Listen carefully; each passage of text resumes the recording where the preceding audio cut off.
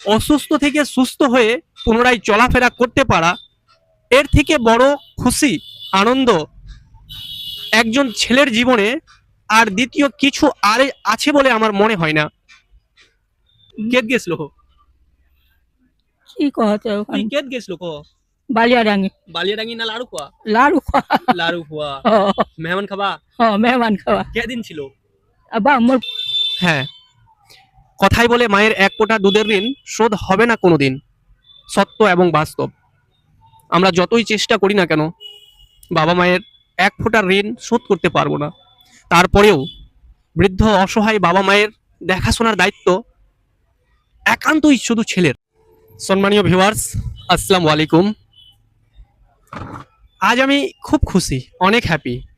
হয়তো আজকের মতো হ্যাপি আমি অন্য দিন কিংবা জীবনের কোনো দিনও অনুভব করিনি।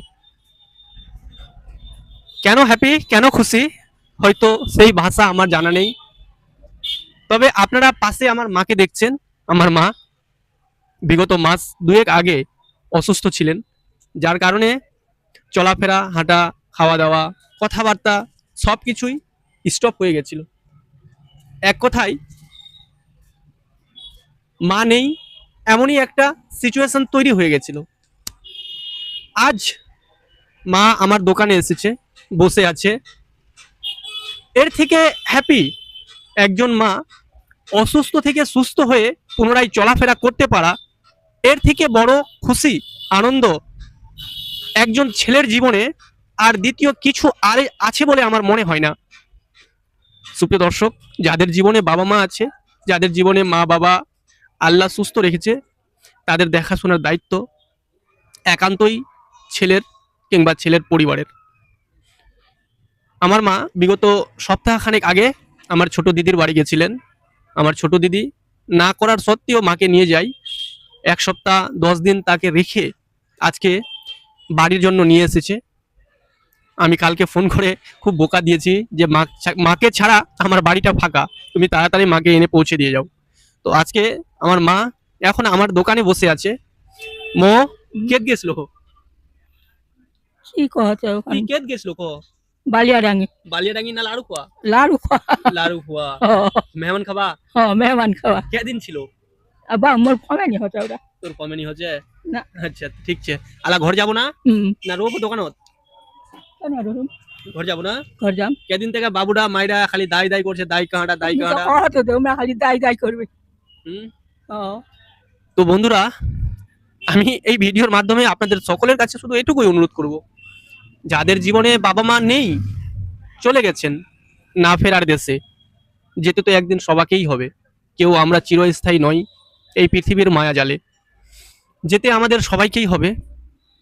তবে যাদের জীবনে বাবা মা জীবিত আছেন, সুস্থ আছেন কিংবা বৃদ্ধ হয়ে গেছেন, আমি সকল বন্ধুদের উদ্দেশ্যে শুধু এটুকুই বলবো যে বাবা মায়ের প্রতি সন্তান হওয়ার যে দায়িত্ব, যে কর্তব্য, হয়তো আমি আমার দিক থেকে বলছি, আমি আমার বাবা কিংবা মায়ের সন্তান হওয়ার যে কর্তব্য কিংবা দায়িত্ব, তার বিন্দু পরিমাণ শোধ করতে পারবো না।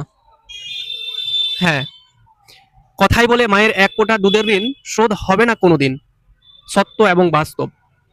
আমরা যতই চেষ্টা করি না কেন বাবা মায়ের এক ফোঁটা ঋণ শোধ করতে পারবো না। তারপরেও বৃদ্ধ অসহায় বাবা মায়ের দেখাশোনার দায়িত্ব একান্তই শুধু ছেলের। আপনারা যে যেখান থেকে এই ভিডিওটি দেখছেন, যাদের জীবনে বাবা মা আছে, তাদের প্রতি দেখাশোনা এবং ছেলে হওয়ার কর্তব্য পালন করা একান্তই আপনাদের দায়িত্ব। আমার মায়ের জন্য আপনারা সবাই দোয়া করবেন এবং পৃথিবীতে যতগুলো মা আছে, যতগুলো মা আছে, বাবা আছেন, আল্লাহ সকলেরই বাবা মাকে সুস্থ এবং নেক হায়াত দান করুক। সকলে ভালো থাকবেন, সুস্থ থাকবেন। আসসালামু আলাইকুম।